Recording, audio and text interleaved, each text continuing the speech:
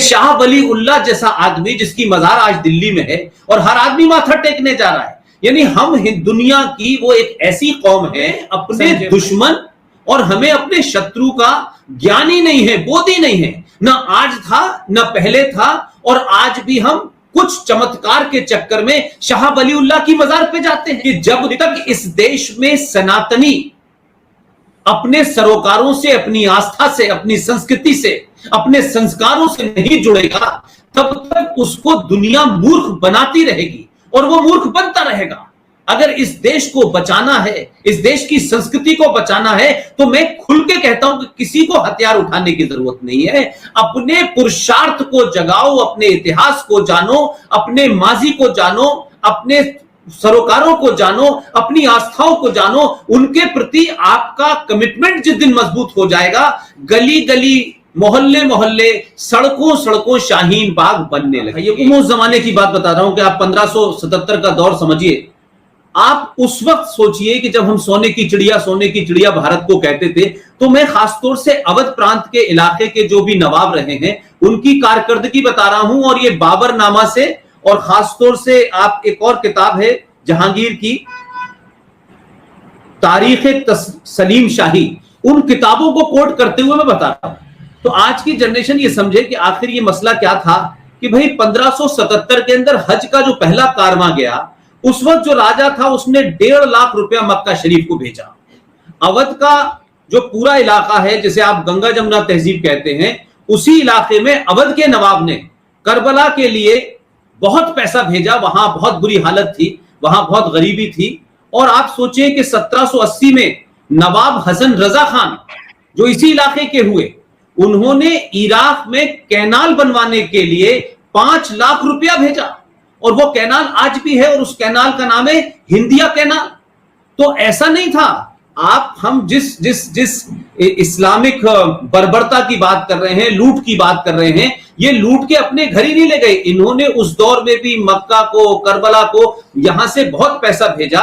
और आप देखिए कि नादिर शाह जब यहां आया, तो नादिर शाह ने इतनी लूट मचाई यहां पे कि जब वो वापस ईरान गया, तो उसके रिकॉर्ड बताते हैं कि 4 साल तक ईरान में किसी को टैक्स देने की जरूरत नहीं पड़ी, इतना उसने लूटा। और उसके अलावा आप देखें, शाहजहां के बारे में बता रहा हूं, जिनके बारे में बड़ी चर्चा होती है और आगरे का बार बार नाम लिया जाता है, और मोहब्बत की जो उन्होंने इमारत बनाई है वो सबको पता है। कोई आप सोचिए कि उनके दौर में इस इलाके में सूखा पड़ा और उसमें लाखों लोग मारे गए, लाखों लोग मारे गए। अब आप सोचिए कि हमने क्या किया कि शाहजहां ने उस वक्त मुमताज को 50 लाख रुपए, उनकी दोनों बेटियों को 20-20 लाख रुपए, और सूखा ग्रस्त में जो राहत का काम था उसके लिए 1 लाख रुपए, और 4 करोड़ का आपने संगे मरमर लगा करके ये कब्र बनाई अपनी महबूबा के लिए। अब आप देखिए कि अकबर के दौर की बात करता हूं। अकबर के दौर में मक्का को रिकॉर्ड में लिखा है कि 6 लाख रुपए सालाना भेजे जाते थे। जहांगीर साहब खुद लिखते हैं अपनी उस पे, जिसको तारीख सलीम शाही कहते हैं, उसमें लिखते हैं कि मेरे पिता ने पर्शिया, बुखारा और अजरबैजान में जो बच्चे 2-2, 3-3 हजार वहां थे, उनके लिए स्कॉलरशिप यहां से जाती थी। तो गंगा जमुना तहजीब का ये जो इलाका है, उस इलाके में जो आज हो रहा है वो गंगा जमुना तहजीब कमाल की है। और ऐसी गंगा जमुना तहजीब से अल्लाह बचाए कि ये वो तहजीब है कि गंगा भी हमारी, जमुना भी हमारी, और तहजीब आई है बाबर के साथ, अकबर के साथ। तो इन सब को जिस तरीके से ग्लोरीफाई किया गया, सिर्फ इसीलिए, उसकी मिसाल देखिए कि भारत में मुगल चले गए, फिर ब्रिटिशर आ गए, और ब्रिटिशर को भी मैं ये कहता हूं कि फिर भारत में ईसाई हुकूमत स्थापित हुई। लेकिन संजय भाई, आप आजाद भारत के लोगों का टेम्परामेंट देखिए कि इसका ढोल बजाते बजाते कि हम तो साथ साथ हैं, हमने तो भारत की स्वतंत्रता मिलकर लड़ाई लड़ी थी, और हमारे तो बाबा और औजाते ने क्या क्या, अंग्रेजी के वर्ड साझा विरासत। आप सोचिए कि 1960 में भारत के अंदर सबसे महंगी फिल्म बनी मुगले आजम। तो मुगलों को ग्लोरीफाई करने का सिलसिला खत्म नहीं हुआ, इसलिए कि हमारा हिंदुत्व जो था उसको तो आपने भक्ति में लगा दिया। कि बस भक्ति करो, भजन करो और बाकी भजन उल्टे सीधे गांधी जी सिखा गए। उनसे कहा आपको कुछ नहीं करना है, आपको तो इनका दिल जीतना है। जो दिल जीतने की परंपरा हमारे यहां पृथ्वीराज चौहान से शुरू हुई थी, वो आज तक नहीं खत्म होके दे रही। हम दिल जीतते जीतते दिल हमारा खत्म हो गया, लेकिन हम दिल जीत रहे हैं। तो ये जो बात आपने कहा कि ये जो गंगा जमुना तहजीब का जो इलाका है, यही इलाका वो इलाका है संजय भाई, आप तो मुझसे ज्यादा बड़े जानकार हैं, इसी इलाके ने पाकिस्तान बनवाया था। बिल्कुल, पूरे उत्तर प्रदेश और पूरे बिहार के ही मुसलमानों ने पाकिस्तान बनवाया। और ये कितने जहनी और कितने समझदार लोग थे कि इन्होंने पाकिस्तान बनवाया लेकिन गए नहीं। और पाकिस्तान बनने के बाद हमारे ऊपर और आपके ऊपर आज ये एहसान है इनका कि हम गए नहीं, देखिए हम यहीं रहे। तो मैं उनसे कहता हूं तुम गए नहीं, तुमने पाकिस्तान बनवा के इसे पाकिस्तान बनाने का एजेंडा उठा रखा था। लिहाजा आज 70 साल में भारत जहां खड़ा है, 1947 से भी ज्यादा खतरनाक मोड़ पे खड़ा है। तो और लेकिन हम आज इस ढोल को बजाए जा रहे हैं और इस गंगा जमुना तहजीब का जनाजा या अर्थी सिर्फ हिंदुओं के कंधों पर है और दूसरों ने ठेका ले रखा है कि हम सेकुलर नहीं हो सकते क्योंकि हमारी किताब मना करती है। अब उनकी किताब महत्वपूर्ण हो गई, तब तक उनको बाबरनामा महत्वपूर्ण था, तब अकबर और जोधा इंपॉर्टेंट थी। तो इस समय के हिसाब से जो कुरान है, जो इस्लाम है, जो उसकी फिलॉसफी है, उसको जगह और इलाके के हिसाब से उसको कैसे बदला जा सकता है। तो आपने स्पेन में कुछ किया, टर्की में कुछ किया और हिंदुस्तान में आपको जमीन हमवार मिली। लिहाजा आपने जब कन्वर्जन भी किया तो अच्छा खासा बेचारा ओम प्रकाश था, उसे कन्वर्ट करके आपने नूरे इलाही कर दिया। जो भगवान दास था वो गुलाम नबी हो गया। तो कन्वर्जन भी आपने नामों के ट्रांसलेशन से कर दिए। लेकिन आपने एक और काम किया, गंगा जमुना तहजीब की इस ड्रामे में आपने कहा कि भाई देखो ओम प्रकाश, तुम अगर नूरे इलाही भी हो गए हो लेकिन ओम प्रकाश के अंदर जो डीएनए था, जो हरकतें थी, वो तो सनातनी थी। तुमने कहा तुम्हें क्या फर्क पड़ता है, अरे तुम पूजा करने जाते हो, चलो मजार पे चले जाना, क्या फर्क पड़ता है। तुम दिवाली पे पटाखे बजाते हो तो क्या फर्क पड़ता है। पूरी दुनिया में तो हम मोहम्मद साहब की बर्थडे को, शबरात को, तो हम शोक मनाते हैं, दुआएं करते हैं और खुश होते हैं और हलवा बनाते हैं। लेकिन तुम्हें अगर दिवाली का शौक खत्म नहीं हुआ तो तुम भी कुछ पटाखे कर लेना। तो पूरी दुनिया में इस तरीके का पूरा एक ढकोसला हुआ। और फिर कहा कि सूफीज्म जो आया भारत में, एक मुगल एम्परर आक्रांता, वो अपने साथ में एक सूफी जरूर लेके आता था कि जो हमसे ना बदल पाए उन्हें तुम बदल देना। तो मैं ये कह रहा हूं कि हम उन चीजों को देखें कि शाह वली उल्लाह जैसा आदमी जिसकी मजार आज दिल्ली में है और हर आदमी माथा टेकने जा रहा है, यानी हम दुनिया की वो एक ऐसी कौम है संजय भाई कि हमें अपने दुश्मन और हमें अपने शत्रु का ज्ञान ही नहीं है, बोध ही नहीं है। ना आज था, ना पहले था, और आज भी हम कुछ चमत्कार के चक्कर में शाह वली उल्लाह की मजार पे जाते हैं। लेकिन शाह वली उल्लाह कौन था? इसने चिट्ठी लिखी थी अहमद शाह अब्दाली को कि भारत इस्लाम खतरे में आप आइए। तो ये परंपरा आज भी चल रही है। शाह वली उल्लाह भी आज जिंदा है और आज के दौर में और मेरे दौर में, आपके दौर में शाह वली उल्लाह का नाम है जफरुल इस्लाम।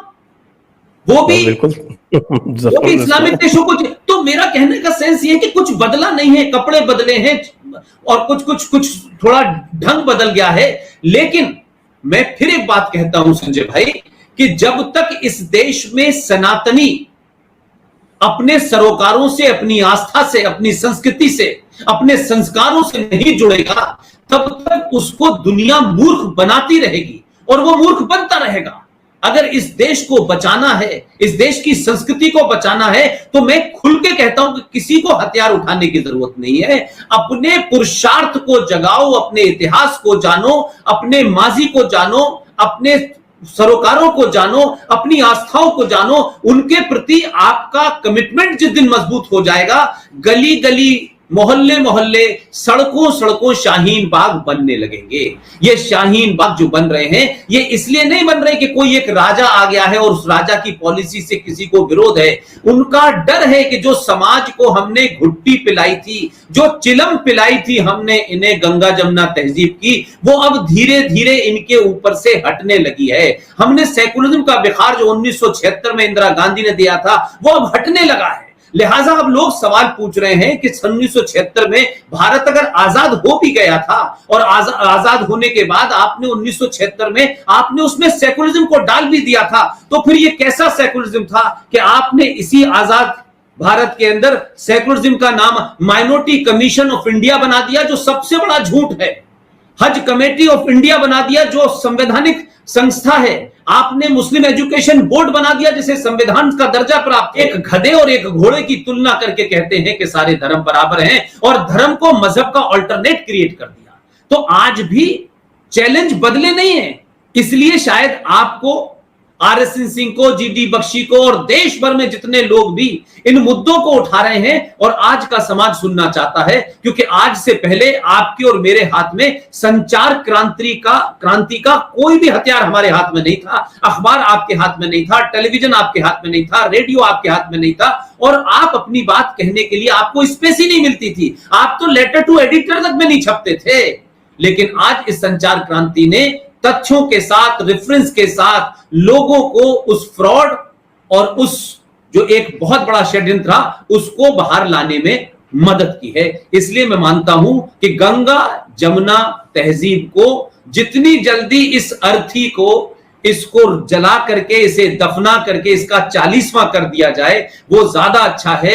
नहीं तो बहुत बड़ी ताकत में दुनिया के मुल्कों से मदद के साथ में जो फंडिंग हो रही है, इसका नगाड़ा जब तक बीता करा जाएगा, जब तक कश्मीर में निजाम मुस्तफा बसाने वाली हुकूमत उस मेजॉरिटी मुस्लिम स्टेट के अंदर जो जो जघन्य अपराध ये हैं वो भारत में करने की पोजीशन में जब तक ये नहीं आएंगे, जिहादी मुसलमान, इस देश का मक्कार मुनाफिक मुसलमान, चाहे वो संगीत में हो, चाहे शिक्षा में हो, चाहे इतिहास में बैठा हो, चाहे क्रिकेट में बैठा हो, चाहे हॉकी में बैठा हो, चाहे नाचने वाला हो, चाहे गाने वाला हो, चाहे उपराष्ट्रपति हो, चाहे जज हो, ये सब एक ही जगह हैं, सब एक ही एजेंडे में हैं। अलग अलग शब्दों में, अलग अलग स्टार में, कोई ताल बजा रहा है, कोई सूफी के गीत सुना रहा है, कोई बरेलवी है, कोई देवबंदी है, कोई अहले हदीस है, कोई तबलीगी जमात है, लेकिन सबका एजेंडा यह है कि भारत में गज़वाए हिंद जब तक नहीं हो जाता तब तक हमें भाईचारा हिंदू मुस्लिम की बात करते रहो। और जैसे जैसे केरला बन जाए, मेरठ बन जाए, मलियाना बन जाए, मुरादाबाद बन जाए, तमाम बंगाल में हो जाए, इस पे हम चुप